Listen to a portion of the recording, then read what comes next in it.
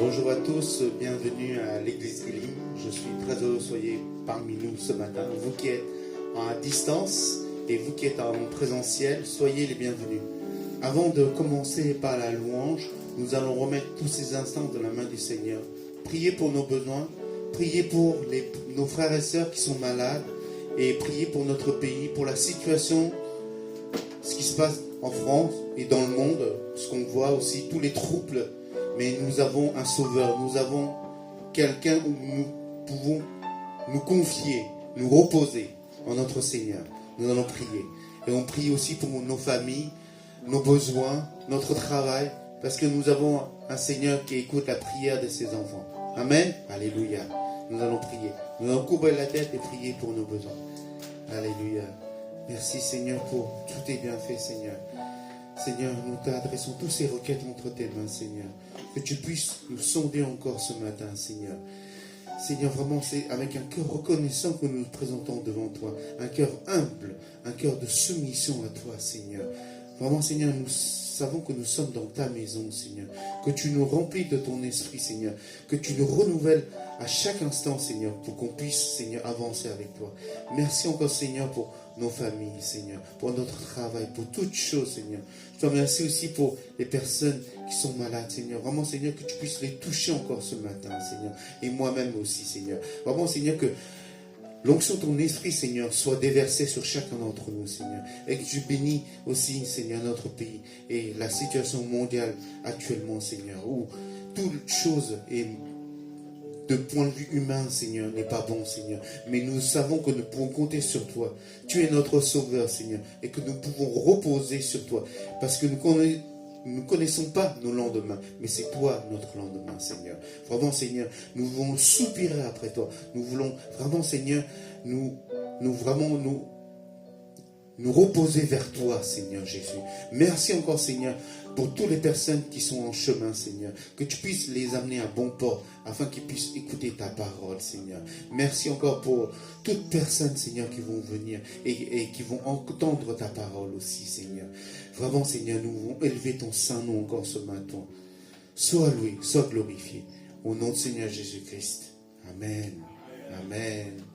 On va tous se lever pour louer notre Seigneur. Amen. Alléluia. Merci Seigneur. C'est toi notre chemin. C'est toi le chemin, la vérité et la vie, Seigneur. Nous ne pouvons que passer par toi, Seigneur. Et nous t'adorons en esprit, en vérité. Tu es notre chemin, Seigneur. Et tu fais des miracles dans nos vies, Seigneur. Et tes promesses ne changent jamais, Seigneur. Et tu es la lumière dans ce monde des ténèbres, Seigneur. Alléluia. Merci, Seigneur.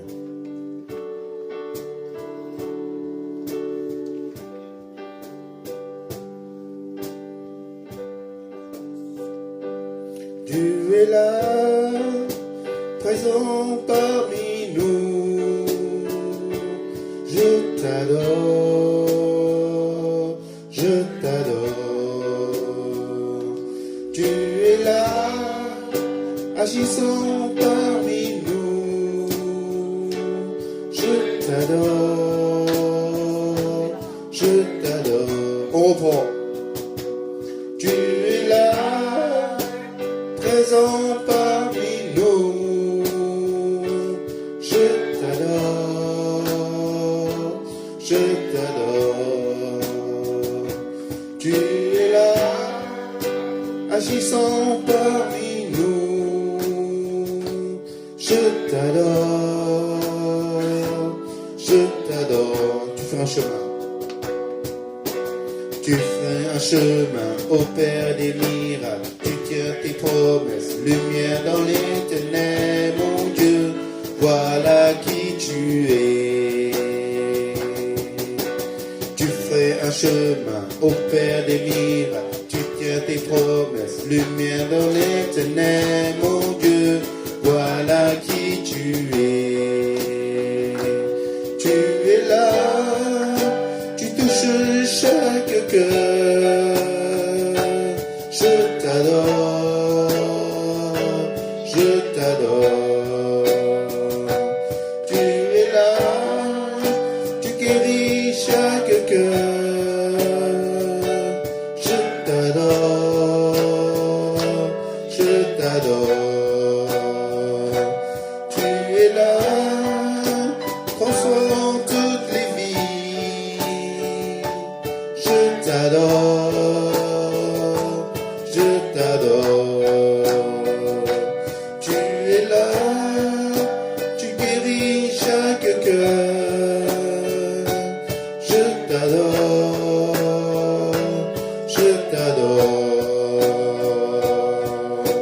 Tu fais un chemin au Père des miracles. Tu tiens tes promesses, le mien dans l'éternel, mon Dieu. Voilà qui tu es. Tu ferais un chemin au Père des miracles. Tu tiens tes promesses, le mien dans l'éternel, mon Dieu. Voilà qui tu es. Voilà qui tu es. Voilà qui tu es. Voilà qui tu es. Voilà qui tu es. Tu essuies toutes les larmes. Tu guéris les cœurs brisés. La réponse pour nous tous. Jésus, tu essuies toutes les larmes. Tu guéris les cœurs brisés. La réponse pour nous tous. Jésus. Même si je ne vois pas, tu es là. Même si je ne sens pas, tu es là. Tu n'arrêtes pas d'agir. Tu n'arrêtes pas d'agir. Même si je ne vois pas, tu es là. Même si je ne sens pas, tu es là. Tu n'arrêtes pas d'agir. Tu n'arrêtes pas d'agir. Tu fais un chemin au Père des miracles. Tu tiens tes promesses, le mien dans l'éternel, mon Dieu. Voilà qui tu es. Tu fais un chemin au Père des miracles. Tu tiens tes promesses, le mien dans l'éternel, mon Dieu. Voilà qui tu es. Voilà qui tu es. Voilà qui tu es. Voilà qui tu es. Voilà qui tu es. Alléluia. Merci Seigneur. On applaudit notre Seigneur. Amen. Tu es là, Seigneur. Tu es là, présent parmi nous. Tu es là. Tu sondes nos cœurs encore ce matin, Seigneur. Tu transformes nos vies, Seigneur. Nous t'adorons en esprit, en vérité. Alléluia. Merci, Seigneur. Je n'ai que toi, Seigneur. Que toi dans le ciel. Et vraiment, Seigneur, notre désir, c'est plus de ressembler. Et vraiment faire ta volonté dans chacun de nos vies, Seigneur. Merci, Seigneur.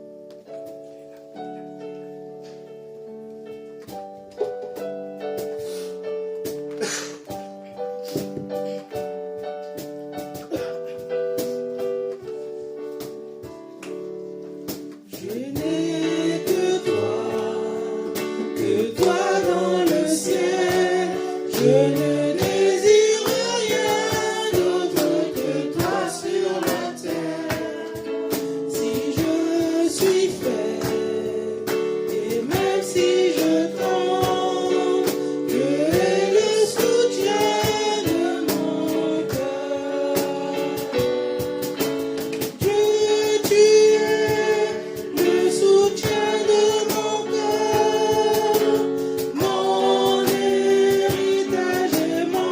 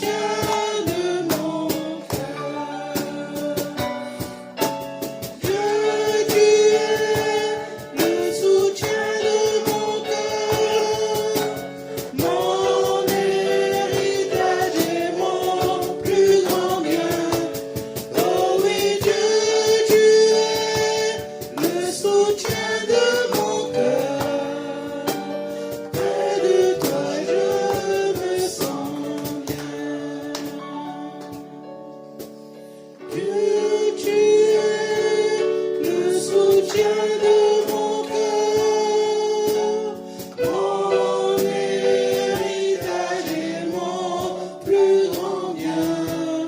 Oh oui, Dieu, tu es le soutien de mon cœur.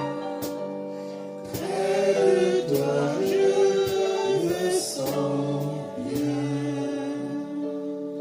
Merci Seigneur. Près de toi, je me sens bien. Merci Seigneur.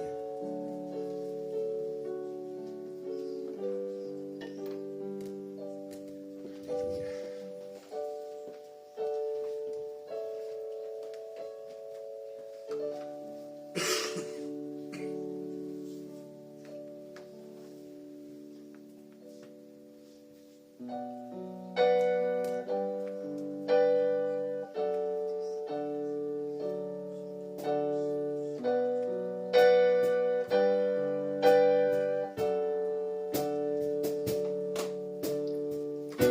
Tu me laisserais pas captive, refusant la vue de mes chaînes. Tu es venu pour me délivrer, fends les eaux sur mon sentier. Jésus, tu es ma délivrance, tu vains la mort et les ténèbres. Jésus, montre-moi la liberté, parle-moi, brise mes chaînes, tu es ma délivrance.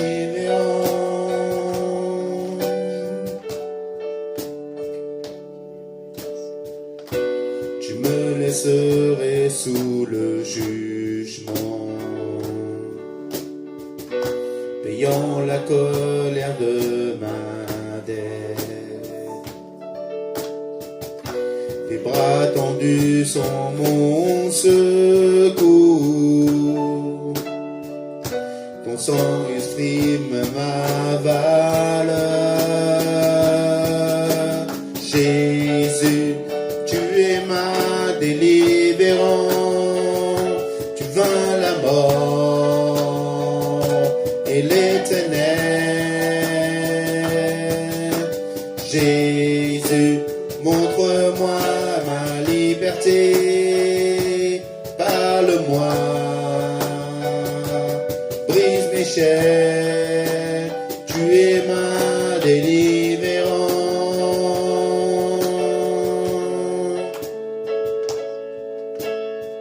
Car ton amour a vaincu l'ennemi, car ton amour a vaincu l'ennemi. Maintenant la victoire est devant moi, je l'ai toujours, oui pour toujours. Car ton amour a vaincu l'ennemi, car ton amour a vaincu l'ennemi. Maintenant la victoire est devant moi, je l'ai toujours, oui toujours. Car ton amour a vaincu l'ennemi, car ton amour a vaincu l'ennemi. Maintenant la victoire est devant moi, je l'ai toujours, oui pour toujours.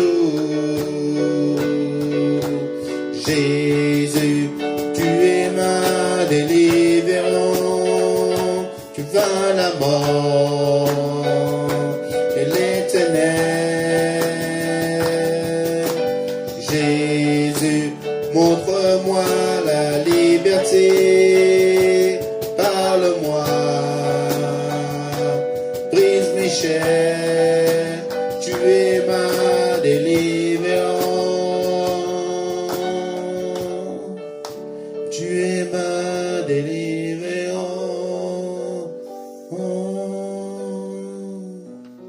Merci Seigneur. Alléluia. Nous avons loué notre Seigneur par l'adoration des chants. C'est le moment de louer notre Seigneur par l'adoration des offrandes. C'est important en tant qu'enfant de Dieu. Jésus nous a montré l'exemple, le chemin à suivre. Si nous voulons ressembler à notre Seigneur, nous devons obéir à ses commandements. Donner, et il nous est dit que nous avons plus de joie de donner que de recevoir.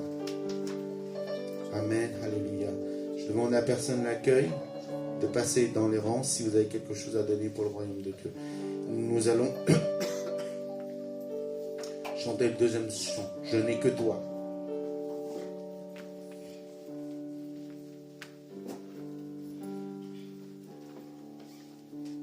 Le deuxième qui dit.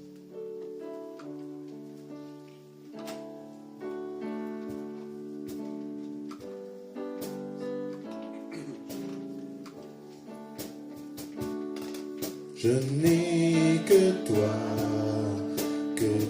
dans le ciel.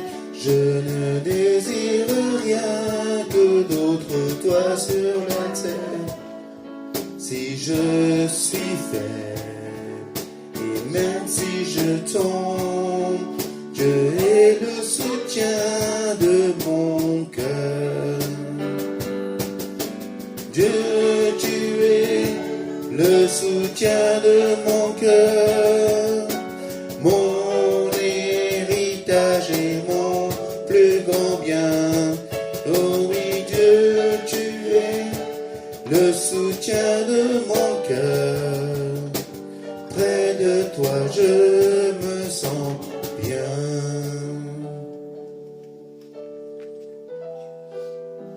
Merci, je vais prier pour les enfants. Merci Seigneur. Tu es notre soutien, Seigneur. Tu nous soutiens là où personne ne nous soutient, Seigneur.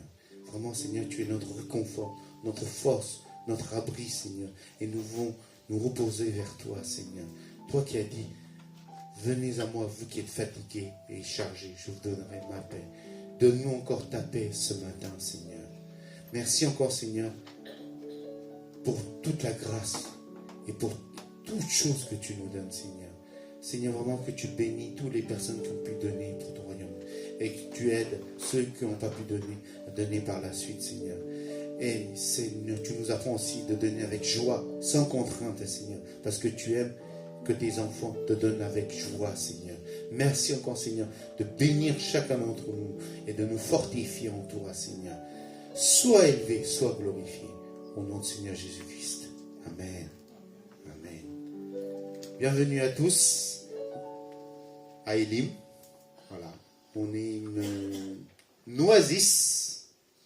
Comme vous vous souvenez, la prédication il y a quelques semaines de pasteur Cathy. Nous sommes une oasis. Elim, c'est une oasis. Donc, venez vous ressourcer à Elim. Et nous sommes une église des nations. Notre devise, c'est aimer Dieu, aimer la famille de Dieu et servir les autres. Et nous voulons être une lumière dans ce quartier du 13e. Amen. Nous avons quelques annonces. Philippe, tu veux bien les mettre? Alors, la semaine prochaine, donc, il y aura l'Assemblée Générale. Donc, nous aurons la venue du couple pastoral John et Rebecca pour l'AG, voilà. Donc, si vous êtes membre de l'Église, vous avez tous reçu une convocation, soit par en papier, soit par mail, par courrier, voilà. Si vous n'avez pas reçu, vous pouvez me signaler ou à Cathy ou à Gladys. Si vous ne pouvez pas être présent la semaine prochaine, vous devez absolument donner une procuration à la personne que vous désirez donner pouvoir. Voilà. C'est aujourd'hui le dernier délai, c'est ça, Cathy? La procuration. La procuration, non. Non. On peut envoyer encore dans les semaines. Voilà, on peut envoyer encore dans la semaine à Cathy pour les procurations. Voilà. Et aussi, il y a le vote à distance, prévoir 2 semaines. Donc là, c'est un peu tard. Donc le vote à distance, c'était, voilà. C'est fini. C'est fini, voilà, c'est fini comme on dit. Voilà. Et l'Assemblée générale, c'est donc dimanche prochain. Ça va se dérouler à partir de 12h15. Donc, si vous êtes membre de l'église Elim inscrit, donc soyez présents. Ou Si vous ne pouvez pas être là, soyez représenté par quelqu'un de votre choix. Vous donnez une procuration, un frère, une sœur, voilà. Oui, il y a d'autres informations. Voilà. Voilà, après l'AG, nous avons un petit moment d'agape, donc un petit entre, comme il y aura la visite du couple pastoral, donc John et Rebecca. Donc si vous voulez une petite collation sucrée ou salée, voilà, nous allons chacun apporter un peu. Voilà. Donc il y a Gladys qui va vous dire ce qu'il faut faire. Je crois qu'on va chacun emmener des plats. Plutôt salé alors. Salé. Ok, plutôt salé, voilà. Donc, chacun de nous peut emmener un plat, le reste des... je pense que les fruits, c'est l'église qui va acheter. Okay. Voilà. Alors, le don de reconnaissance, donc on avait dit que le don de reconnaissance finissait fin février. Donc, de la part de Elim, nous vous remercions parce que nous avons reçu pour les dons de reconnaissance d'amour de 933 €. Merci Seigneur. On applaudit pour le Seigneur. Merci. Voilà, donc voilà, c'est le don de reconnaissance qu'on a reçu pour cette année, pour l'année 2024, je signe bien, pas 25. 25, c'est c'est pas encore. Voilà. Donc Dieu a le pouvoir de nous combler de toutes sortes de grâces. Donc voilà.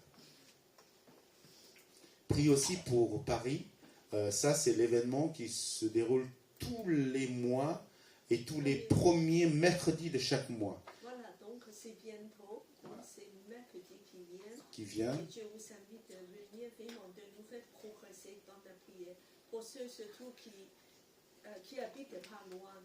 Voilà, et aussi une occasion vraiment de prier, intercéder ensemble. Voilà, et c'est pas seulement nous, Elim, il y a d'autres églises qui nous rejoignent. Il y a 2 ou 3 églises, hein, Cathy. Voilà. Donc, plus, comme on dit, plus nous sommes nombreux, toute notre prière est puissante. Amen. Amen. Alors, journée porte ouverte. Ça, c'est samedi prochain, c'est ça? Oui, voilà, j'invite Patricia à donner quelques informations pour ça. Alors, c'est une journée organisée par Salve Collège. C'est un institut d'enseignement qui est présidé par Eric Pires, notre pasteur qui vient nous voir de temps en temps. Et un samedi par mois, voilà, donc il y a une journée qui est consacrée le matin au ministère interculturel, c'est dans le cadre de la formation, et puis l'après-midi, on reçoit des artistes chrétiens donc, qui viennent partager leur expérience avec les personnes qui suivent cette formation. Et la particularité de la journée du 8 mars, donc c'est une rencontre qui va se faire non pas dans un studio mais dans une église pour accueillir le maximum de chrétiens. Pourquoi? Parce que David Reinhardt, c'est le petit-fils de Django Reinhardt. Django Reinhardt, pour les amoureux du jazz, c'est lui qui a inventé ce qu'on appelle le jazz manouche, le jazz zigan, et c'est un jazz qui a été reconnu au plus haut niveau auprès des plus grands comme Duke Ellington et consorts aux États-Unis. Voilà, donc son grand-père était un jazzman du monde. Lui, il a hérité du talent et du don de son grand-père et il a mis au service de Dieu parce que maintenant il fait de la musique chrétienne à partir de ce don.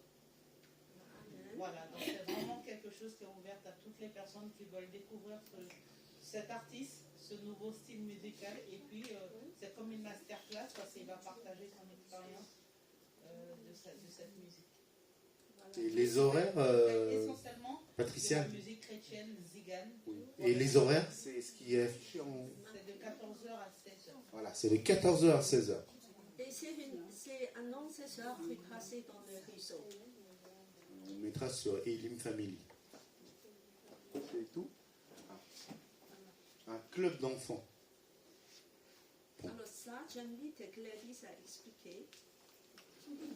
Bonjour, alors Pour ceux et celles qui souhaitent enseigner les enfants, nous aurons une formation avec une sœur d'une autre église, je crois du 91, donc, dans le ministère et de l'enseigner les enfants. Donc cette formation, elle a lieu dimanche 16 de 12h à 15h. Et je ne sais pas, peut-être certaines anciennes ont dû connaître la sœur Ouzia. Elle était déjà venue une fois sur Elim. Donc l'association c'est AEE, je crois que c'est Association pour l'évangélisation des enfants. Je crois que c'est le titre. Donc vous êtes toutes les bienvenues et vous me dites si vous souhaitez participer à cette formation le dimanche 16, qu'on puisse vous compter. Et ce sera où Ici. Ok, ce sera sur place, à Elim. Ouais, à Elim. Donc, elle est invitée sur place. C'est une occasion vraiment très précieuse. Même si en ce moment, on dit que moi, je n'ai pas vraiment de pensée d'enseigner les enfants, mais profitez-en parce que c'est des spécialistes qui viennent pour vous, voilà, justement, d'équiper, de vous donner un aperçu. Qu'est-ce que c'est des enfants devant Dieu, de connaître ce ministère.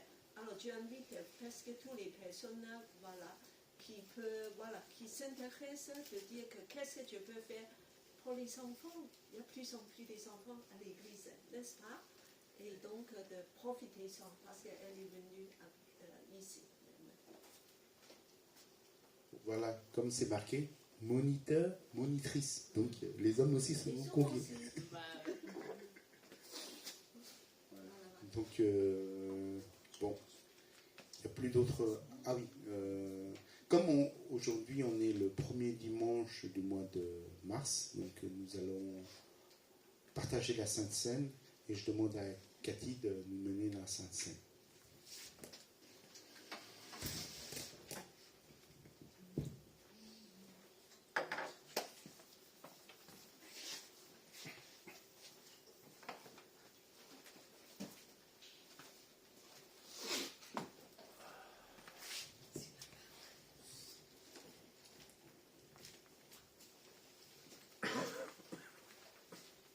C'est une occasion vraiment précieuse qu'on va se souvenir encore de l'amour du Seigneur pour nous, à la croix, tout ce qu'il a fait pour nous.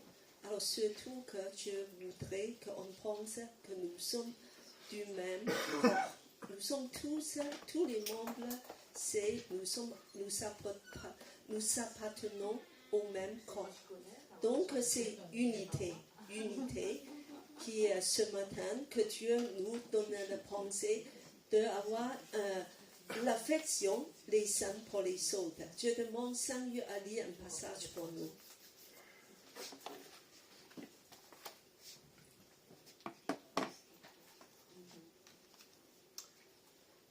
Corinthiens, chapitre 11, à partir du verset 23 jusqu'au verset 26. En effet, j'ai reçu du Seigneur ce que je vous ai transmis. Le Seigneur Jésus, la nuit où il a été arrêté, a pris du pain. Après avoir remercié Dieu, il l'a rendu et a dit, prenez, mangez, ceci est mon corps qui est rompu pour vous. Faites ceci en souvenir de moi. De même, après le repas, il a pris la coupe et il a dit, cette coupe est la nouvelle alliance en mon sang.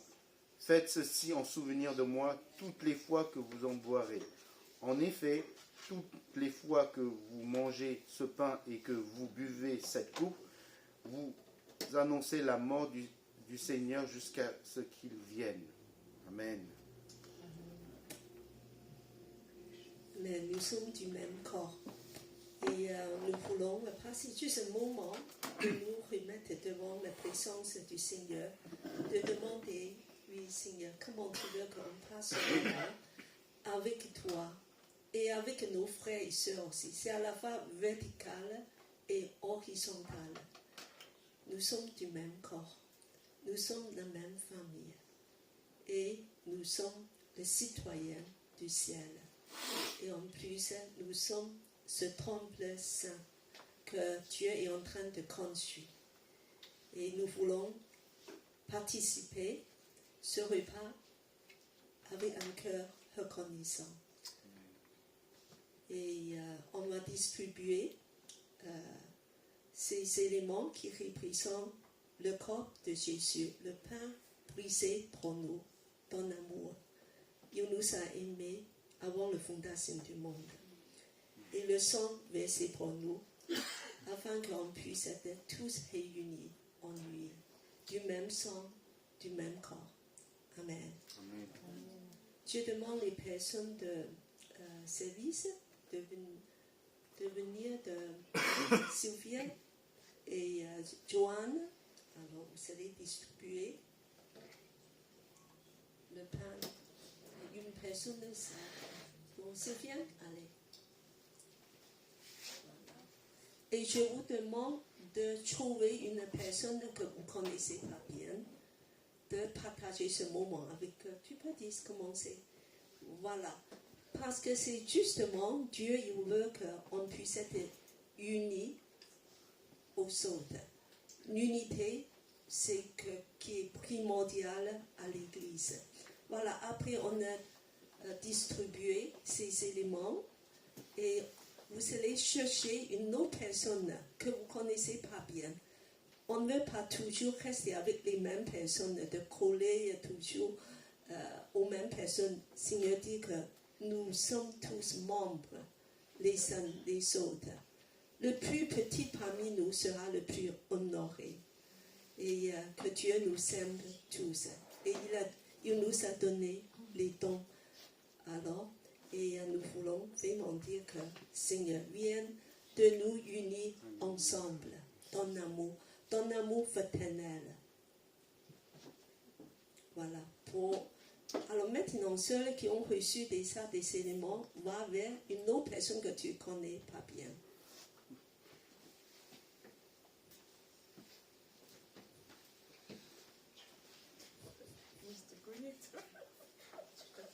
Ça ne marche pas. Tu connais trop.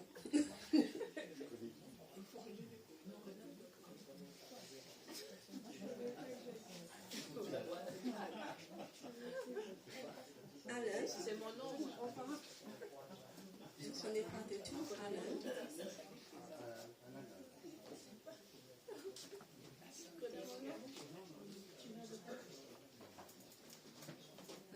Et Michel, qui ne connaît pas Michel.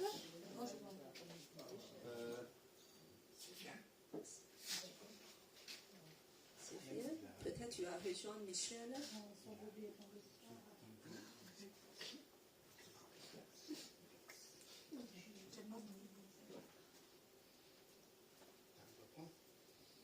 Et après que tu vas bénir nos personnes et te dire que Dieu soit avec toi et te guérit et te fortifie. Et nous sommes dans le même corps. Voilà, donc de prier les uns pour les autres. Voilà, on communique.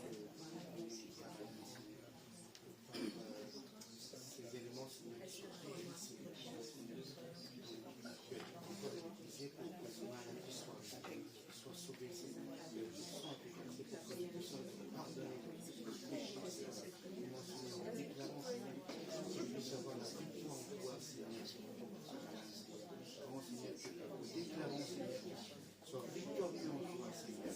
Merci encore, Seigneur. Bénis-nous, Seigneur.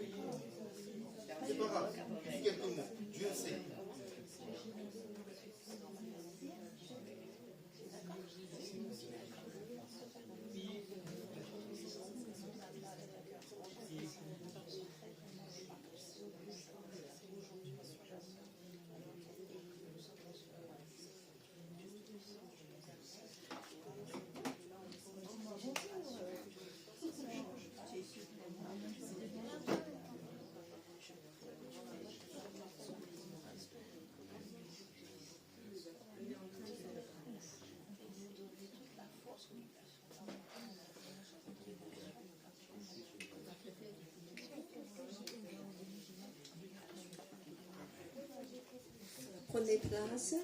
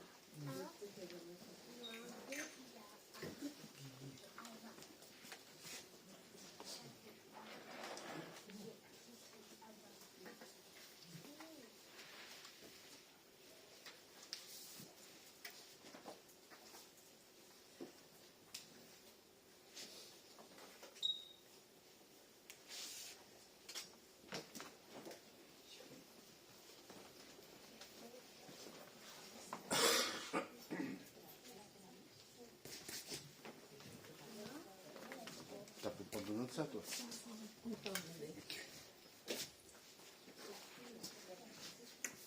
Voilà, voilà. On a une grande joie encore de pouvoir partager. La semaine prochaine, vous aurez Jean et Rebecca. Alors, donc, c'est bien. Ça fait longtemps, vraiment. On attend le menu. Alors, aujourd'hui, je vais continuer à partager les fondamentaux. Alors, je vous demande si vous vous souvenez le premier fois, quelle est les choses les plus importantes. Alors, c'est le troisième déjà, le premier fois parmi des fondamentaux, quel est le premier? Oh, voilà, on va continuer. Ça commence par un point. La première lettre, pour nous aider un peu. C'est très simple, c'est selon nos devises. Ah, Allez, continuez. Aimer Dieu. Alors, les fondamentaux, c'est la vision de Élim. Donc, le premier, c'est aimer Dieu. Alors, aimer de Dieu, parce que aimer Dieu, c'est de faire quoi? Oui. Donc, ça, c'est surtout, voilà. Alors, on va continuer, Philippe. Aimer Dieu, on a parlé de la fondation, c'est la relation. C'est la relation avec Dieu. On a parlé beaucoup de la relation.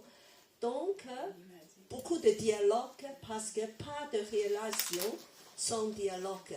Je vous demande depuis que j'ai parlé de ça, est-ce que vous savez prier plus? Est-ce que vous savez lire la Bible plus pour développer cette relation intimité? Est-ce que vous savez faire? Celle qui a fait, lève la main. D'accord. Et pour que je sois encouragée, parce que parfois que je dis que est-ce que des gens vraiment ont entendu? Alors, au centre, on dit que c'est la parole et la prière qui priment. Parce que pour développer une relation intime avec Dieu, on peut seulement passer par la parole, la prière et l'adoration. Tu me dis que, Cathy, on a entendu des choses comme ça tout le temps. Moi, je veux des choses nouvelles. Parle-moi aux choses. Mais je te dis, désolé, il n'y a pas des choses nouvelles. Pour développer une relation intime avec Dieu, c'est indispensable de centrer seulement sur la parole, c'est passer par la parole et la prière.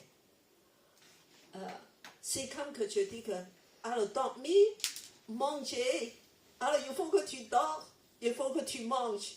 Il dit qu'il ne faut pas toujours me dire la même chose, mais c'est des choses fondamentales. Voilà, c'est très important de suivre les mêmes choses, uniquement passer par la parole et la prière. C'est toujours la même chose, mais il faut que je répète encore et encore. Lire la parole, prie. Lire la parole, prie. Et lire la parole, prie. Il n'y a pas d'autre chemin. On ne peut pas inventer des choses. Voilà, donc rapprochez-vous de Dieu par la parole et la prière. Surtout, mets l'image de Élim devant toi. Qu'est-ce que c'est Élim? C'est une oasis. c'est un lieu, un temps pour Dieu. C'est là que tu vas ressourcer. C'est là que tu vas te reposer. C'est là que tu vas rencontrer Dieu, de entrer à Élim, ce lieu secret, dans la parole et la prière. Tous les jours, réserve-toi un temps, fais un effort, fais un énorme effort. Il dit, il faut que j'ai ce temps. Il y a des choses à couper pour chacun, je ne sais pas, les écrans, le téléphone et encore de shopping, je ne sais pas quoi. Et même le ménage, il y a des personnes qui passent tout le temps à faire le ménage. Mais je dis stop. La priorité, c'est la parole et la prière. Et c'est là, centré en Dieu, il n'y a pas de secret. Je ne peux pas vous dire que tu peux passer par d'autres chemins. C'est le seul. Donc, concentrez-vous dessus. Alors, on va continuer pour le reste. Alors, aujourd'hui, je veux parler de aimer la famille de Dieu. C'est le deuxième devise, aimer la famille. Qu'est-ce que ça veut dire, Église? Alors, il y a beaucoup de gens qui disent que moi, je n'ai pas besoin d'église. Alors, je vous dis que c'est un grand mensonge. Il y a 3 mensonges. Alors, le premier, c'est que dire que moi et Dieu, ça suffit. C'est moi et Dieu, Dieu et moi. Et je n'ai pas besoin de venir à l'église, de voir les autres. Ils me cassent les pieds. Et est-ce que c'est suffisant? Non, ce n'est pas la volonté de Dieu. Parce que tout seul, tu ne peux pas s'en sortir. Et Dieu est au centre de l'Église. Et en plus, c'est pas bon que l'homme vit seul. Tu ne peux pas grandir tout seul. En fait, il y a les 5 ministères à l'Église. Alors, la deuxième excuse, il y a des réseaux, il y a des Internet, il y a plein de nourriture. Je n'ai pas besoin de venir à l'Église. Mais tu as reçu plein, mais il faut donner. Où tu vas donner alors? Devant le réseau, tu peux donner peut-être un petit peu, mais il n'y a pas beaucoup d'interactions. C'est important que tu sois là concrètement de donner ce que tu as reçu. Le troisième, c'est des blessures. Il y a beaucoup de gens qui disent que trop de problèmes relationnels à l'église. Je veux être tranquille. Et Dieu nous demande de régler des problèmes et non pas d'éloigner ni d'éviter des problèmes. C'est justement à l'église que tu peux apprendre de gérer les relations en amour. L'église, c'est une grande école d'apprendre à aimer concrètement. Alors, est-ce que c'est possible d'aimer seul? Tu aimes seul. C'est possible? Impossible. Il faut avoir une personne pour pouvoir aimer. Donc, l'église est indispensable, un lieu d'apprendre à aimer. Alors, on continue. Pourquoi dire oui à l'église? Premièrement, je vous dis que l'église est au centre du plan de Dieu. C'est comme ça que Dieu veut structurer son royaume. On l'a étudié dans Éphésiens. Oui, voilà, très très bien. Et je te dis que 3/4 des livres dans le Nouveau Testament, c'est adressé à des églises locales. Alors, donc, il y a une grande place dans le cœur de Dieu, l'église locale.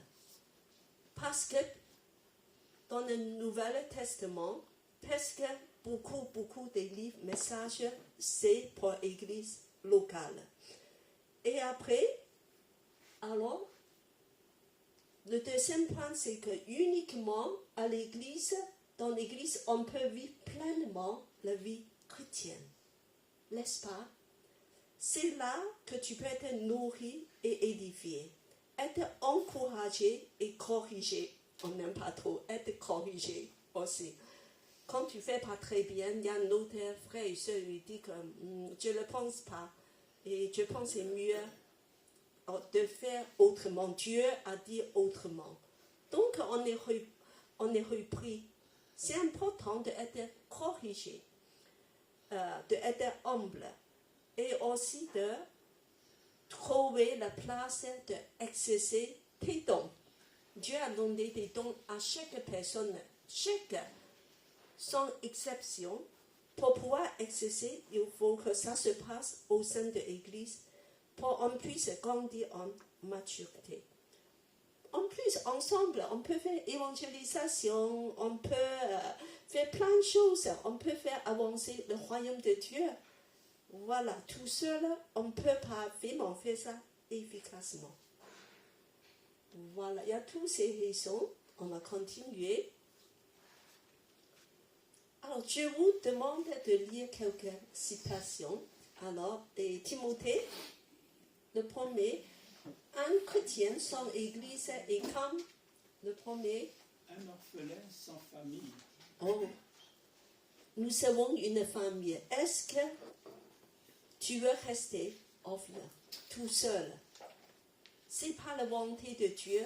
Tu devais venir de rejoindre ta famille. Tu appartiens à une famille. Deuxième, alors quelqu'un, je demande Philippe, peut-être qu'il aime le foot. Un footballeur sans équipe.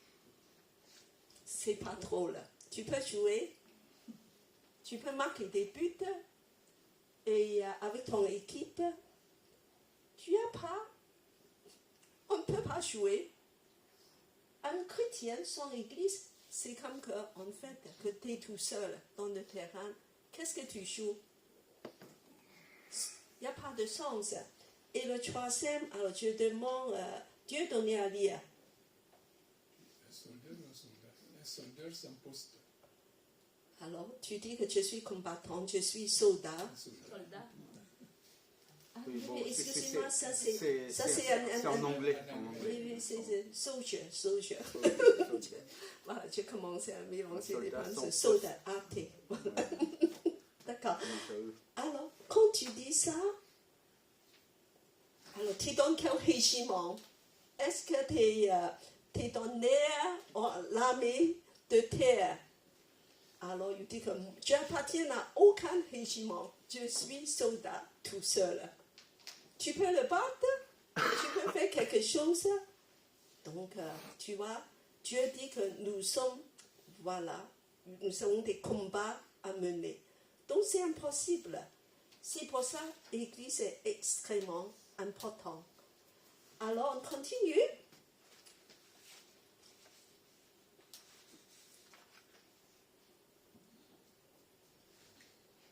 Alors, je vous félicite parce que Elim se veut être une église des nations et qui est vraiment un frère réel. Regardez des personnes à côté de vous. Parce que nous sommes tous venus des origines très différentes. C'est merveilleux. Je crois que c'est une preuve de l'église des nations.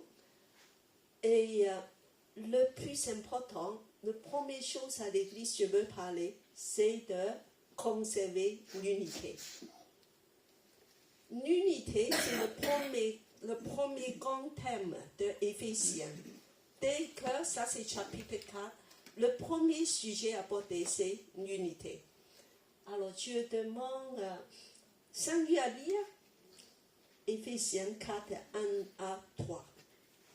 Je vous encourage donc, moi, le prisonnier dans le Seigneur, à vous conduire d'une manière digne de l'appel que vous avez reçu, en toute humilité et douceur, avec patience, supportez-vous les uns les autres dans l'amour, efforcez-vous de conserver l'unité de l'esprit par le lien de la paix. Amen. Amen. Le but, c'est conserver l'unité de l'esprit. Conserver l'unité. Alors, nous savons qu'on est en train d'étudier Éphésiens. Alors, il est divisé en combien de parties? Combien de chapitres? Parties, pas chapitre. Chapitre, c'est partie. Il y a combien de parties, de divisions? Il y a combien de chapitres déjà? 6. 6, c'est bien. Et si on peut le diviser En deux. en deux, on peut Donc, ça couper fait en 12 deux. alors. 12. Donc, la première partie, c'est chapitre 1 à 10. Non, non. Non, Il y a que 6 non, non, non, non. Non. Verset 1 à 10. Pas verset 1, je dis chapitre. chapitre. Chapitre. Alors, la première partie, surtout des leaders, attention. S'il y a 6 chapitres, 1 à 3. Et la deuxième partie, c'est 4 à 6. Alors, la première partie dépeint l'église dans le ciel, céleste. Le deuxième, c'est l'église sur terre, église locale. Alors, donc, Paul a passé beaucoup de temps de dire comment c'est magnifique tout ce que Dieu a fait, les bénédictions spirituelles en Christ dans les lieux célestes, vous êtes bénis avec beaucoup de bonnes choses, Dieu a fait des choses merveilleuses, et après, tout ça, c'est dans le ciel. Et puis, il faut descendre sur terre aussi. La première chose, Paul a abordé à partir de chapitre 4, verset 1 à 3. Il dit que pour cette raison, Dieu vous encourage donc, c'est pour cette raison, tout ce que j'ai parlé avant en 3 chapitres. Alors maintenant, il faut vivre concrètement. Alors, on va voir comment vivre. Et la première chose, il dit l'unité.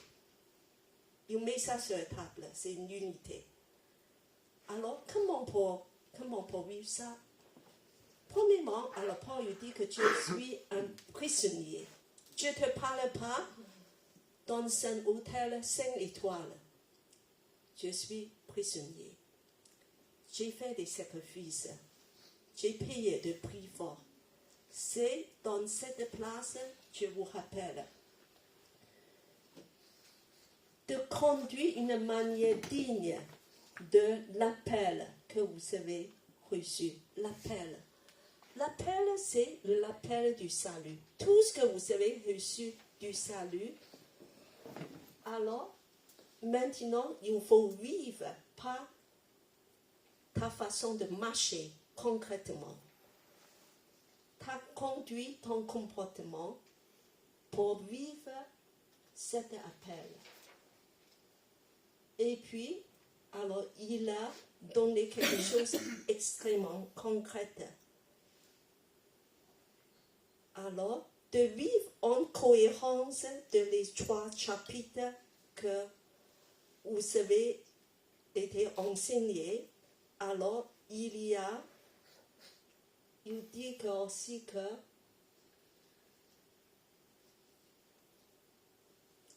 il y a 4 attitudes qui est très important de pouvoir il a numéroté les 4 attitudes de pouvoir faire.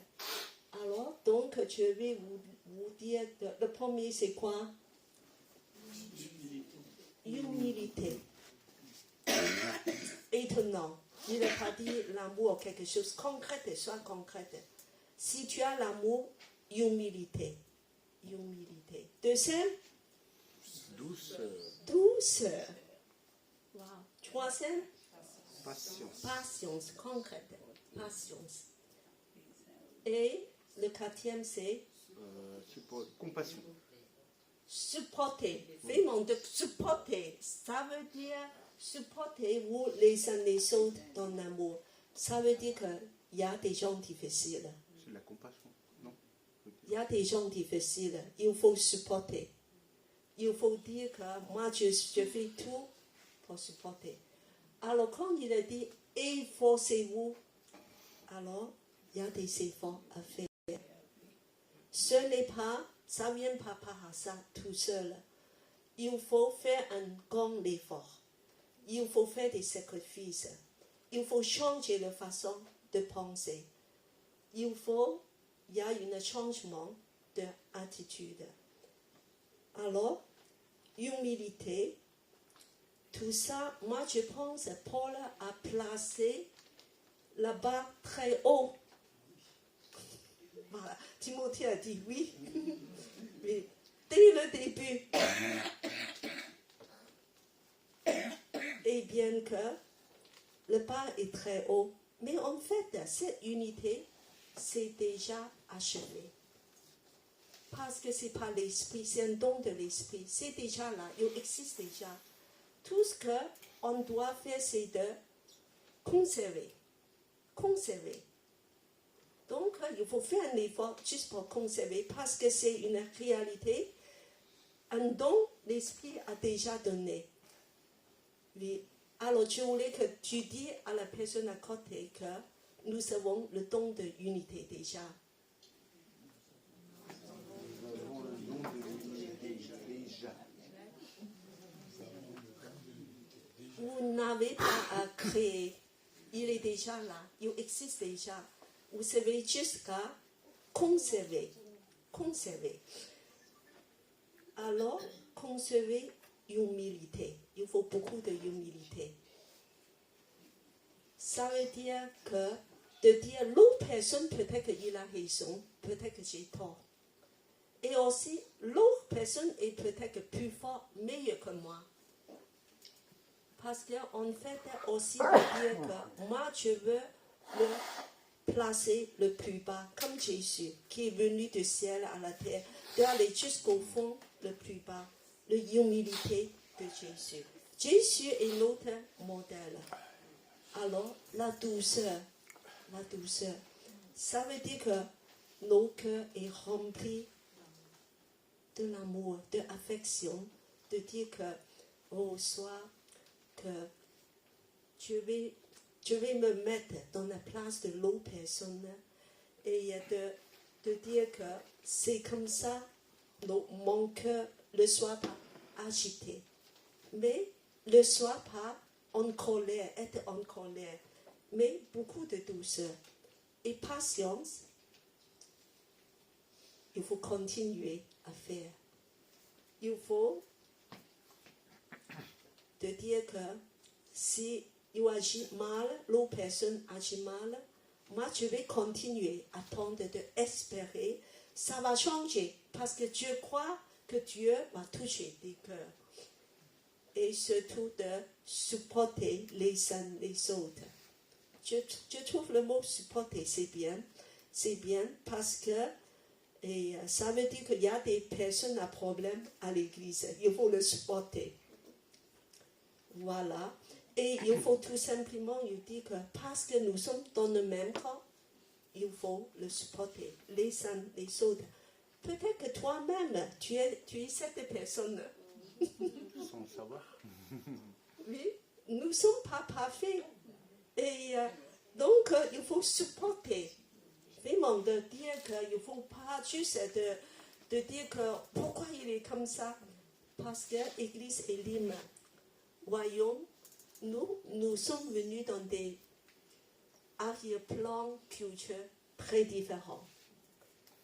Parfois, une chose très simple, ça devient très compliqué. Il y a des habitudes de manger, déjà, de voir des choses différemment, de travailler, de faire des choses. Et toutes les cultures sont très différentes, même de communication. Pour une culture, par exemple pour les Chinois, on ne touche pas trop des gens. On va se serrer la main. Voilà, c'est bien, c'est bien. Mais ça ne veut pas dire qu'on n'aime pas la personne. Et donc, mais on préfère parce que ce n'est pas dans nos habitudes, disons comme ça. Alors, pour les Français, ils viennent faire un bis, deux bis, trois bis, quatre. Voilà. Bon, et tout ça, c'est différent, c'est culturel, n'est-ce pas? Et bien, pour manger, alors il y a des personnes, des Chinois qui mangent comment? Avec les baguettes. D'accord, c'est déjà un défi, voilà. Mais parfois, on mange avec beaucoup de bruit. Alors, des fois, commencé à beaucoup de mal à supporter ça. Il faut supporter. Partout qui mangent du riz, les Africains aussi mangent beaucoup de riz. Voilà, c'est pas ça. Il y a des manières de manger. Il y a des manières aussi qu'on s'en sert la nourriture. Et il y a des cultures, voilà, la nourriture, on peut prendre à la main. On peut prendre librement. Après, voilà, si on n'aime pas, on laisse là, c'est pas grave. D'autres cultures, c'est mal vu. Donc, il y a tout ça. Donc, dans ces petites choses-là, il faut supporter les uns les autres. Il faut essayer de placer dans nos personnes, nous dire que, parce qu'ils pensent comme ça, moi, je vais faire un petit effort. Voilà, je vais changer un petit peu. Avant que je faisais pas des bises, maintenant je fais un bise. Peut-être pas deux. Voilà, je vais commencer avec un bisou. Voilà. Des choses comme ça. Moi, je dirais que ici, c'est efforcez-vous. Faites un effort. Il faut vraiment placer-vous dans la place de l'autre personne de pouvoir conserver l'unité par le lien de la paix. La paix, ici, ça veut dire réconciliation, bon entendre, l'amour fraternel. Voilà. Donc, on va continuer.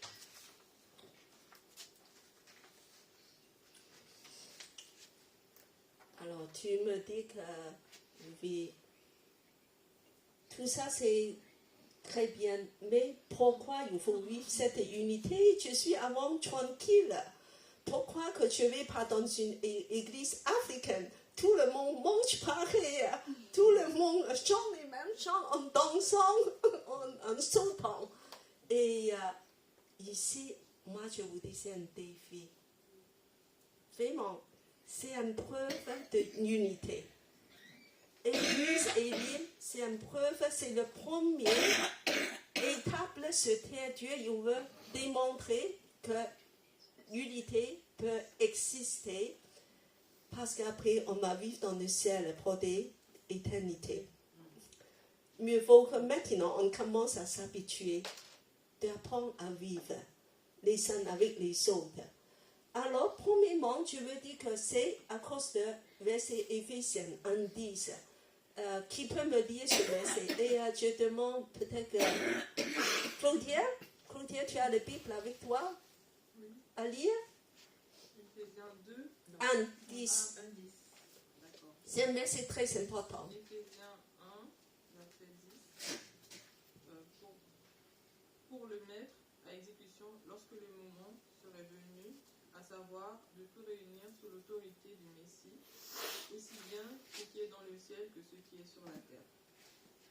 Alors ici, on parle de le grand plan immense, éternel de Dieu pour tout cosmos. En fait, Dieu il veut réunir tout ce qui est dans le ciel et la terre ensemble. Waouh, quel projet! Un projet universel. Et donc, premièrement, Dieu crée une nouvelle humanité. Donc, au sein de cette humanité, c'est l'Église. Cette nouvelle création, alors dedans, il y a beaucoup d'obstacles. Donc, Dieu commence à casser, briser tous les obstacles. Le premier, c'est de abolir tous les murs. Abolir tous les murs. Alors, toutes les séparations. En bas, c'est quoi? C'est les deux images. Voilà. Et un jour, quelle joie de savoir que les séparations sont enlevées et ce mur est démoli. Alors, et en plus, la dernière fois dans l'étude biblique, Éphésiens 2, 11 à 22, il y a deux groupes qui sont très contrastés, qui est vraiment opposés, même ennemis, un avec les autres. C'est les deux groupes. C'est quel groupe? Les juifs et les non-juifs. Juifs et non-juifs. Les païens. Ils sont tellement différents que ils ne pourraient même pas manger ensemble. Tu vois? Parce que la façon, la nourriture, c'est entièrement différent, un mange caché et tout. Alors même ça, Dieu dit que non, fini tout ça. Maintenant, juifs et païens, vous êtes dans la même église. Vous allez manger ensemble, vous allez vivre ensemble, vous allez partager des choses ensemble. Quel changement! Dieu il veut qu'on va abolir toutes les différences. Et c'est ça, il faut conserver l'unité. Alors, le prochain. Alors, il y a des obstacles pour l'unité. Le premier, je veux relever, qui est très important, parce que dans Éphésiens, il a parlé de ça. Vous allez étudier plus tard. Alors, c'est très concret, parce qu'on parle tout le temps, et nos paroles, ça peut être un obstacle à l'unité. Alors, c'est un tuyau, une piste, Éphésiens nous donne. On va lire les versets très concrets, des conseils très concrets. Je demande Gladys à lire. Qu'aucune parole malsaine ne sorte de votre bouche, mais seulement de bonnes paroles, qui, en fonction des besoins, servent à l'édification et transmettent une grâce à ceux qui les entendent. N'attristez pas le Saint-Esprit de Dieu, par lequel vous avez été marqués d'une empreinte pour le jour de la libération. Amen. Amen. Paroles malsaines, ce n'est pas des paroles grossières. Ce n'est pas seulement ça.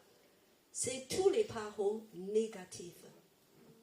Tous les propos négatifs, respectez, que tu dis des choses avec amertume, avec la colère. Tu fais des critiques en plein. En plein. Il y a des gens qui l'aiment bien. Les Français l'aiment bien aussi de respecter. Voilà. Et critique. Tous les reproches, des murmures. Et même des bavardages médisants. Alors malheureusement, ça existe à l'église. Et tout ça, toutes ces discussions-là, c'est catastrophique. Parce qu'il détruit l'unité. Et en fait, ça commence, souvent très simple, avec des choses minimes. Entre deux personnes qui ne sont pas d'accord, avec des petits conflits. Alors donc, ces paroles, c'est négatif et surtout qui est abordé dans un groupe en public. Quand ça c'est comme ça, alors ça va dégénérer très vite. Il y a des répétitions compliquées. Alors on va prendre la défense, on va expliquer, ça sème encore plus de confusion. Après il y a la division et après on devient colérique. Et nos émotions commencent à amplifier et ça entraîne à des divisions et même des disputes très importantes. Alors, c'est pour ça que je voulais dire que faites très attention. Tout ce qui sort de la bouche, faire retourner la langue 7 fois avant que vous parlez quelque chose en public. Dans les groupes, faites très attention à tous les propos négatifs qui manquent de l'amour. Et il faut remplacer avec des bonnes paroles. Des bonnes paroles, c'est quoi? On va lire des bonnes paroles, c'est en fonction des besoins, c'est par l'édification. Les paroles, l'édification. Encouragement, je dis que moi je prie pour toi. Oh, tu penses comme ça? C'est pas grave, je prie pour toi et je comprends ce que tu veux dire. Voilà, qui transmet une grâce à ceux qui les entendent. Alors, que la parole soit positive, de donner une grâce, de donner un soulagement, de faire du bien à l'autre. Remplace des paroles malsaines par des paroles, bonnes paroles. Et attention, parce que quand tu parles, le Saint-Esprit est là, tu parles dans la présence du Saint-Esprit. Tu as attristé le Saint-Esprit. Tu as pas seulement attristé ton frère et la sœur. Tu as surtout attristé le Saint-Esprit. Et c'est grave, quand on attriste le Saint-Esprit. Je dirais que Saint-Esprit nous remplit de l'onction. Quand tu as des paroles malsaines, c'est comme que tu as un trou dans le vase. Tout ce que tu peux demander, le Saint-Esprit a te rempli dans la louange, dans la prière, dans tout des dons du Saint-Esprit. Quand tu as des paroles malsaines, tout est perdu. Tout est perdu, c'est troué, t'es troué. Le Saint-Esprit, il ne peut pas rester parce que tu as attristé le Saint-Esprit. Fais attention. Une chose de dire que je veux rapprocher de Dieu, je veux chercher Dieu, de tout, je fais beaucoup d'efforts. De n'osant par ta bouche, tu perds tout. Alors, donc, c'est pour ça que je voulais qu'à Elim, on sera une église qui parle que de bonnes paroles, selon la Bible. Alors, je vous donne 2 règles de la maison. Premièrement, interdiction des paroles négatives dans un groupe. Pas de paroles négatives. Même si tu entends ça, tu dis stop. Stop, je ne veux pas entendre ça, ça me dérange. D'accord? Et pas de ça. Le deuxième, c'est remplacer les paroles positives par des paroles l'édification, une grâce. C'est pas juste de dire que moi je dis plus rien, je vais coucher. Non, il faut dire des paroles, des bonnes paroles. L'édification, la grâce, encouragement, de faire du bien. Voilà. Et on va continuer. Alors, quand il y a des personnes difficiles, coupables, ou des personnes qui t'a fait mal, ces paroles, ta fille, ou même il a fait des choses qui te fait mal, qu'est-ce qu'on peut faire? La Bible donne une solution concrète. Alors, je demande Nathalie à lire dans Matthieu 18, 15. Si ton frère se rend coupable à ton égard, va le trouver seul à seul et montre-lui sa faute. S'il t'écoute, tu auras gagné ton frère. Voilà. Principe 1, sœur à sœur. Tu déposes ça pas sur une table publique, mais tu vas chercher la personne seule, de lui parler, de lui demander pourquoi tu as dit ça, pourquoi que tu sens que tu as quelque chose, et de demander explication. Et alors, comme ça, tu as résolu le problème tout seul avec la personne. Et de dire ce que tu penses. Oh, mais c'est pas comme ça que je pense. Je fais ça parce que c'est comme ça, comme ça. Tu vas expliquer seul à seul. Et si la personne n'accepte pas, il dit que tu es méchant, alors je ne veux pas te pardonner. Je ne veux pas accepter tes explications. Alors, qu'est-ce qu'on fait? Alors, c'est dans le même passage, c'est Pierre qui a dit qu'il y a un frère qui m'embête. Je lui ai déjà pardonné 7 fois, mais il continue à faire la même chose. Jésus, qu'est-ce que je fais? 7 fois, tu te rends compte? Et Jésus lui dit que, qu'est-ce qu'il faut faire? Alors, je demande Sylviane à lire Matthieu 18, 21 à 22.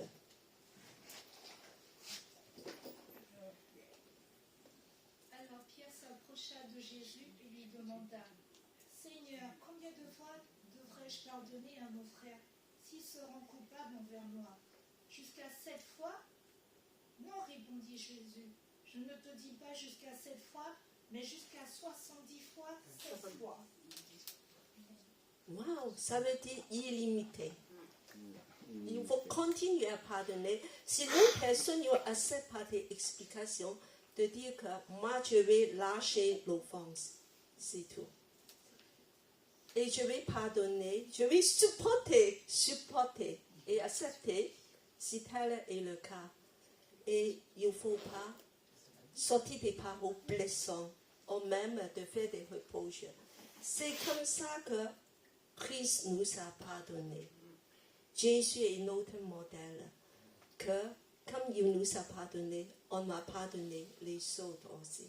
Sois généreux du cœur. Réconcilier. Voilà, donc on va continuer. Encore la parole de Dieu dans Éphésiens de dire il y a 3 ingrédients, comment on peut conserver l'unité. Alors Patricia, tu peux lire? Éphésiens chapitre 4, verset 31 à 32. Que toute amertume, toute fureur, toute colère, tout éclat de voix, toute calomnie et toute forme de méchanceté disparaissent du milieu de vous. Alors on va lire ensemble le 32. Soyez bons et pleins de compassion les uns envers les autres. Pardonnez-vous réciproquement comme Dieu vous a pardonné en Christ. Alors dis à la personne côté de toi, bonne compassion et pardonne.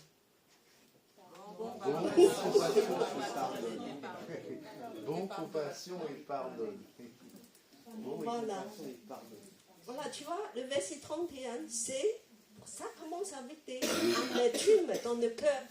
Et après, crescendo, ça va monter. Après, les fureurs, colère, et après, ça va éclater. Tu vois? Et pareil, alors le 32, c'est crescendo aussi. Bon! Généreux, je suis bon, voilà, de donner de laisser passer des choses. Compassion. Compassion, c'est de placer toi-même dans la place de l'autre. Être compréhensif, de se mettre à sa place. Pourquoi il réagit comme ça? Peut-être qu'il est blessé. Cette personne, il a une arrière-plan compliqué.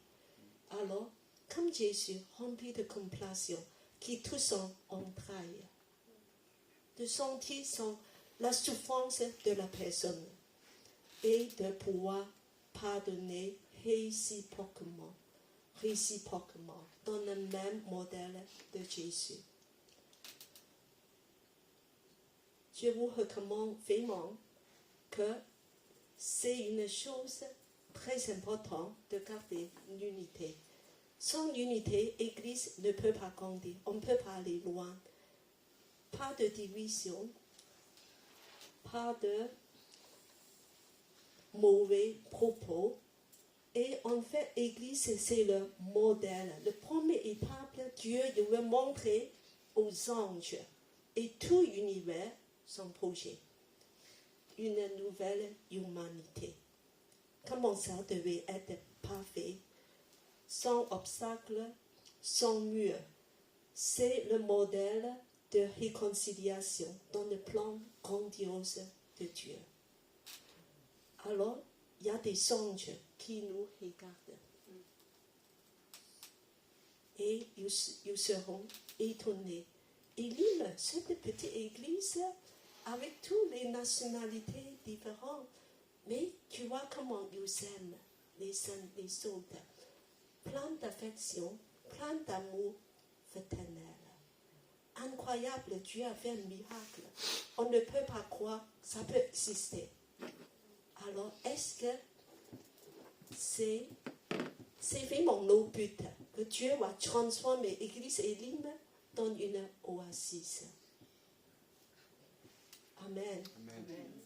Alors, on continue. Moi, je vais vous donner un exemple concret. Maintenant, vous allez voir une petite histoire. Je vais vous emmener une vidéo. Une église morale il y a 300 ans. cette église s'était divisée parce que ce sont des réfugiés qui viennent dans des milieux différents. Ils sont disputés avec des questions de théologie et aussi des problèmes sociaux, culturels, des différences de tout ça. C'était, il y a beaucoup de disputes. Et un jour, il y a un miracle qui est arrivé. Tout est transformé. Et puis que cette église a fait quelque chose d'incroyable. C'est la première église missionnaire moderne. Même avant la mission moderne, même avant tout ce qui est William Carey, on dit dans le 19e siècle, ils ont commencé au 18e siècle. Avant tous les missionnaires, il a emmené l'évangile partout dans le monde. Je crois même en Guyane. Je crois qu'ils sont allés en Guyane, dans des endroits insoupçonnables, Afrique du Sud. Tellement incroyable. Et c'est un petit groupe de croyants. L'amour de Dieu a unité. C'est unité qui a déclenché un grand projet de Dieu au sein de cette église. Qui a entendu déjà cette église? Église Morave. Il existe encore aujourd'hui. Et voilà, on m'a regardé à la Philippe. C'est en Allemagne alors? Non. Maintenant c'est mondial. Ils sont des. Voilà, on m'a expliqué comment que tout vient. On est pas de lumière. C'est là-bas.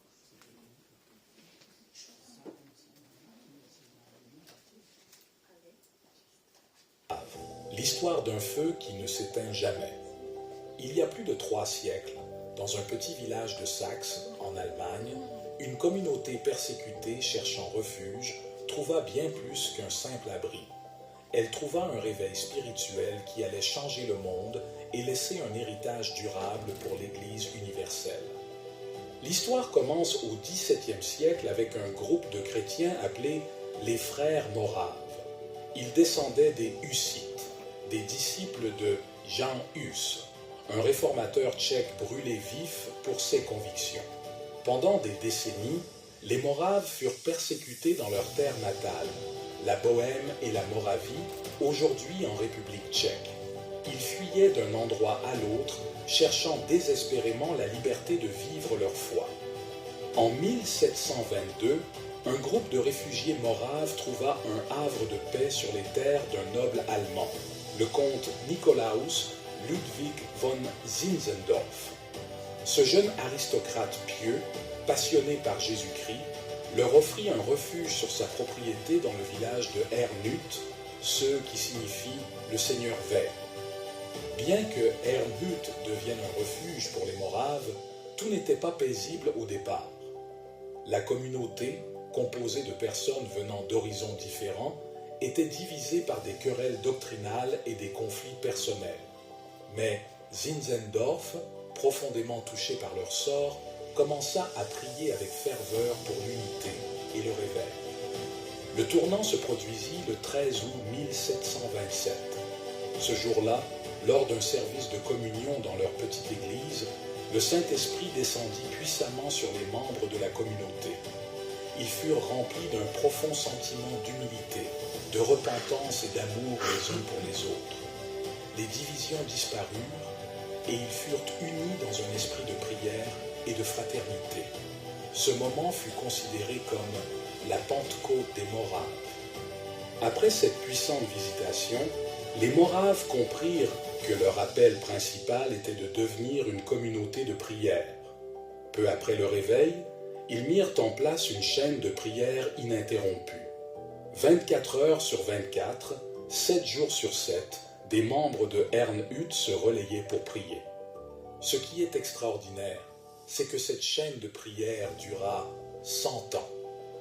Pendant un siècle entier, la prière ne cessa jamais à Herrnhut. Ce feu de prière constant devint la fondation sur laquelle reposait leur unité et leur vision missionnaire. L'un des aspects les plus remarquables du réveil des Moraves fut leur engagement envers la mission. Ils comprirent que leur foi ne pouvait pas rester confinée à leur village. Inspirés par l'amour de Christ, ils commencèrent à envoyer des missionnaires aux 4 coins du monde, bien avant que les missions modernes ne deviennent courantes. Leur devise était simple mais puissante, que l'agneau qui a été immolé reçoive la récompense de ses souffrances. Ils partirent vers les endroits les plus difficiles, les Caraïbes, l'Afrique, l'Asie et même les colonies d'Amérique. Certains vendirent volontairement leurs biens, et d'autres allèrent jusqu'à se vendre comme esclaves pour atteindre les populations esclaves avec l'Évangile. Leur sacrifice était immense, mais leur zèle pour Jésus était encore plus grand. Les Moraves eurent un impact mondial disproportionné par rapport à leur taille. Wesley rencontra les Moraves lors d'un voyage en mer et fut profondément touché par leur foi et leur paix intérieure, même au milieu des tempêtes. Cet événement joua un rôle clé dans sa propre conversion et son futur ministère. Leur héritage missionnaire continue encore aujourd'hui. Les descendants spirituels des Moraves travaillent toujours dans le monde entier, partageant l'Évangile avec des communautés difficiles à atteindre. Le réveil des Moraves nous enseigne que l'unité, la prière et le sacrifice peuvent ouvrir des portes extraordinaires pour le royaume de Dieu. Ils étaient un groupe petit et humble, mais Dieu les utilisa pour toucher des milliers de vies et semer les graines d'un mouvement missionnaire mondial. Leur chaîne de prière de 100 ans reste un témoignage de la puissance de la persévérance dans l'intercession. Si cette histoire vous inspire et que vous souhaitez découvrir plus de récits sur les réveils, la foi et l'œuvre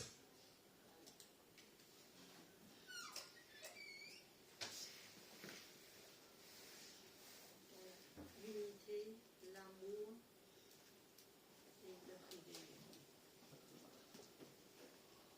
Et je voudrais que l'Église évangélique soit une Église puissante de l'évangélité.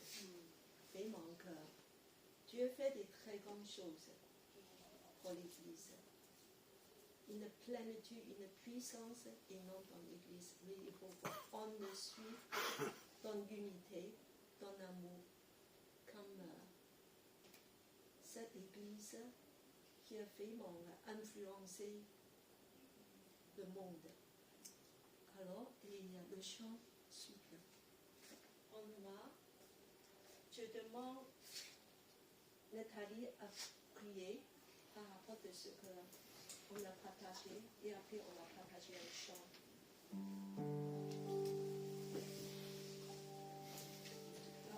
Seigneur, nous te remercions, Seigneur, pour ces paroles que tu as données au Père Céleste sur ce dimanche, Père Tout-Puissant.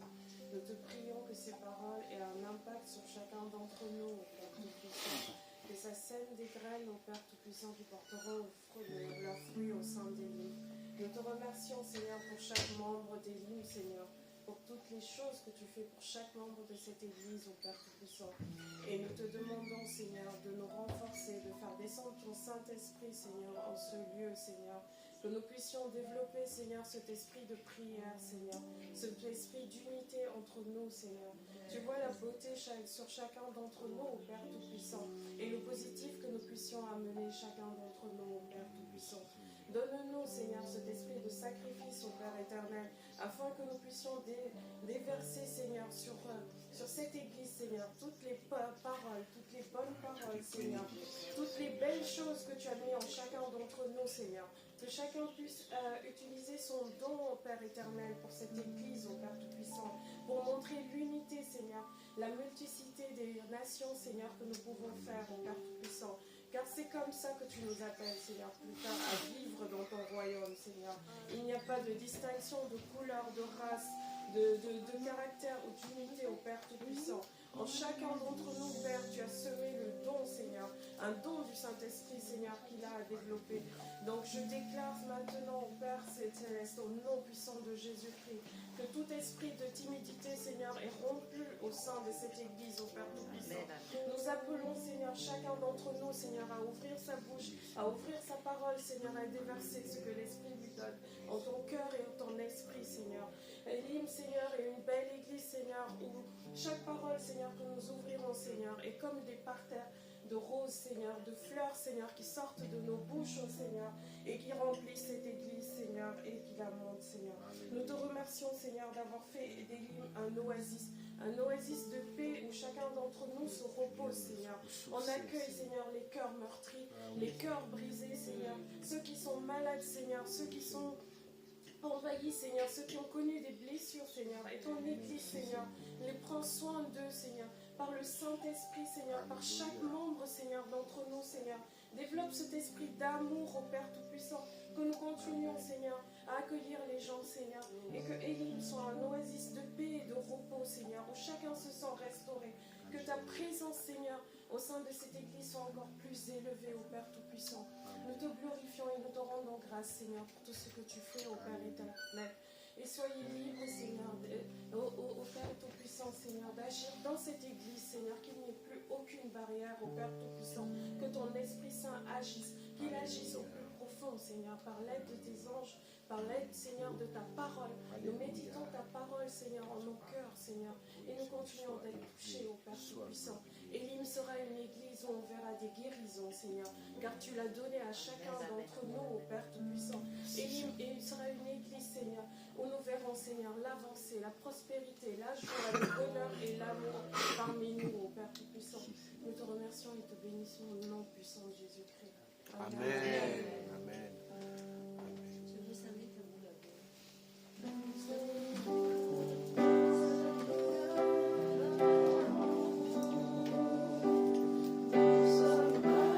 Dans un lieu d'amour,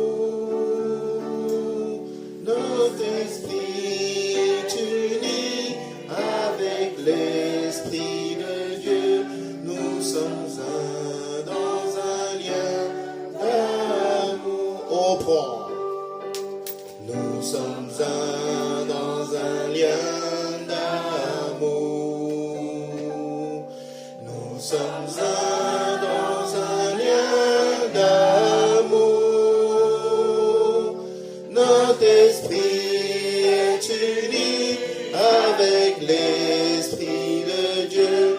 Nous sommes un dans un lien d'amour. Maintenant, chantons tous ensemble, et que son amour se répande. Tenons-nous par la main, et le monde verra que nous sommes un dans un lien d'amour. Alléluia. Merci Seigneur. Merci parce que tu nous unis, Seigneur, par ton amour, Seigneur. Alléluia. Trouver une personne de prier avec elle, de dire que nous sommes dans le même corps, nous sommes un dans un lieu d'amour. Trouver une personne de dire que une personne de partager l'amour de Dieu. Nous sommes dans le même corps. Nous sommes dans le même l'amour de Dieu.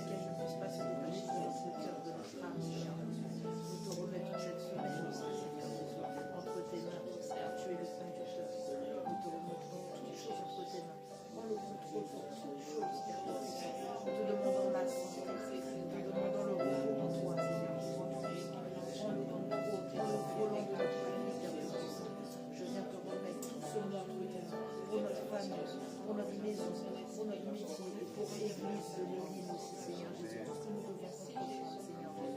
Je te remets cette journée entre tes mains aussi, Seigneur, qui n'est pas encore finie, Seigneur. Tu interviens par ta main toute puissante, Père Tout-Puissant.